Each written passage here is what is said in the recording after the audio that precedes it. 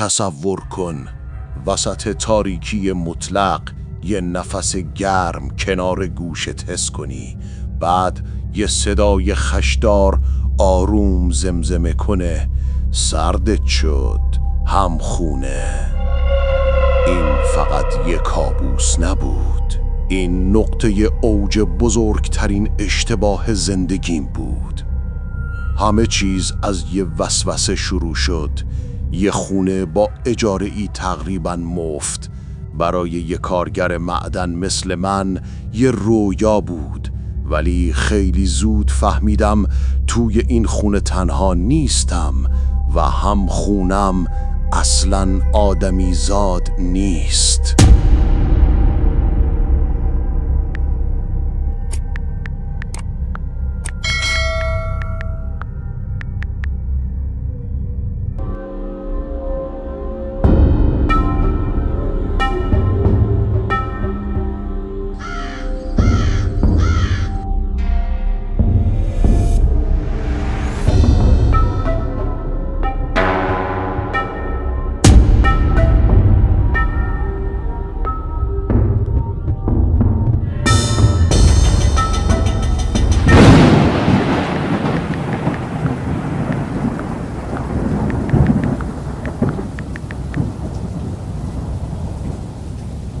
سلام دوستان، این داستان که بر اساس واقعیت است رو از زبان کاوه برای شما تعریف می کنم. اسمم کاوه است، شغلم کندن تونل زیرزمین توی شهر دور افتاده است.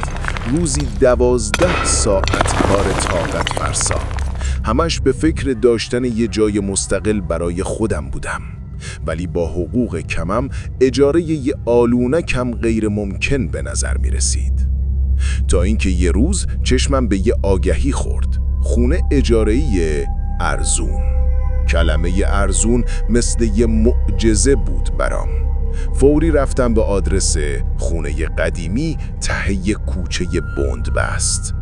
وقتی در زدم یه پیرزن با لبخند عجیب درو باز کرد و گفت منتظرت بودم.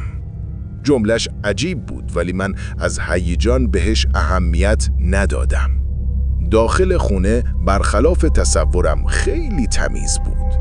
پیرزن مبلغ اجاره رو گفت، اونقدر کم که فکر کردم شوخیه. پرسیدم چرا انقدر ارزونه؟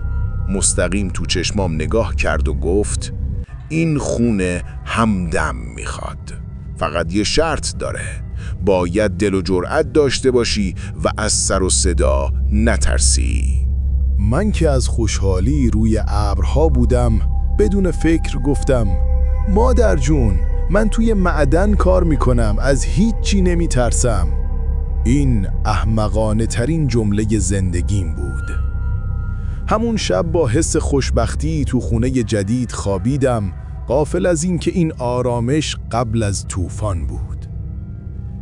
هفته اول همه چیز خوب بود، ولی بعد اتفاقای عجیب شروع شد. همیشه در رو قفل می کردم ولی صبحها می دیدم نیمه بازه. داشتم دیوونه می شدم. شبها صداهای خشخش و تق آرام از داخل کمد و دیوارها می شنیدم. هر بار گوش می دادم صدا قطع می شد. چراغ روشن می کردم، خبری نبود.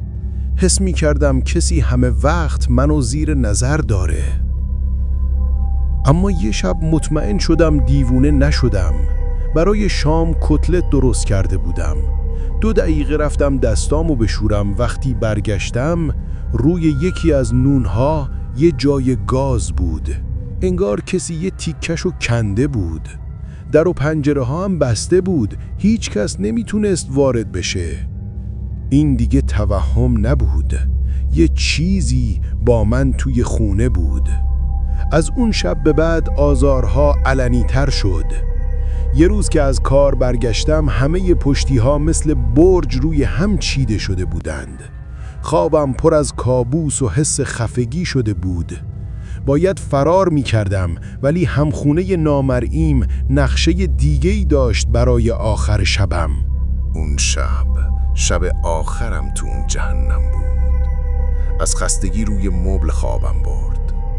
با سرمای غیر طبیعی که تا مغز استخونم نفوذ کرد از خواب پریدم. پتویی که رویم بود غیب شده بود. گیج نگاه کردم دیدمش. چند متر اون طرفتر روی زمین افتاده بود. خواستم بلند شم که ناگهان خون تو رگام یخ زد. پتو داشت حرکت می کرد. آرام روی زمین می خزید، انگار یه دست نامرئی داشت می کشیدش سمت تاریک ترین گوشه اتاق. از وحشت فرد شده بودم، حتی نمیتونستم جیغ بزنم. فقط تماشا کردم که پتو تو تاریکی ناپدید شد. وجودم فریاد میزد فرار کن، که ناگهان بدترین حس دنیا سراغم اومد. یه نفس گرم و مرطوب درست کنار گوشم و بعد اون زمزمه. صدای خشدار انگار از ته چاه می اومد ولی درست کنار گوشم بود. سردت شد همخونه. دنیا همونجا تموم شد برام. تمام اتفاقای عجیب یه دفعه معنی پیدا کرد. من تمام این مدت با یه جن همخونه بودم و با پای خودم وارد قلمرو شده بودم. اون زمزمه قفل وحشتمو شکست. با تمام توان پریدم و خودمو سمت در پرت کردم. با پای برهنه دویدم تو کوچه و جرأت نکردم پشت سرمو نگاه کنم. خودمو به ماشینم رسوندم و گاز دادم و از اون شهر لعنتی فرار کردم. بدون کفش، بدون پول، بدون هیچ چیز. سالها از اون ماجرا گذشته. دیگه تو معدن کار نمی کنم، ولی همخونه نامرئی یه یادگاری ابدی برام گذاشته. هنوز شبها نمیتونم تو تاریکی مطلق بخوابم و همیشه یه چراغ روشنه. هنوز گاهی سرمای ناگهانی رو حس میکنم و خاطرات اون شب زنده میشن. من از اون خونه فرار کردم، ولی یه تکه از اون تاریکی همیشه باهامه. حالا شما بگید اگه جای من بودید چی کار میکردید؟ اون موجود فقط یه همخونه تنها بود یا نقشه های شومتری داشت؟ برای شما از این اتفاق افتاده؟ نظرتون رو تو کامنت ها بنویسید و اگه این سبک داستان ها رو دوست دارید کانال رو سابسکرایب کنید و زنگوله رو بزنید تا داستانای بعدی رو از دست ندید.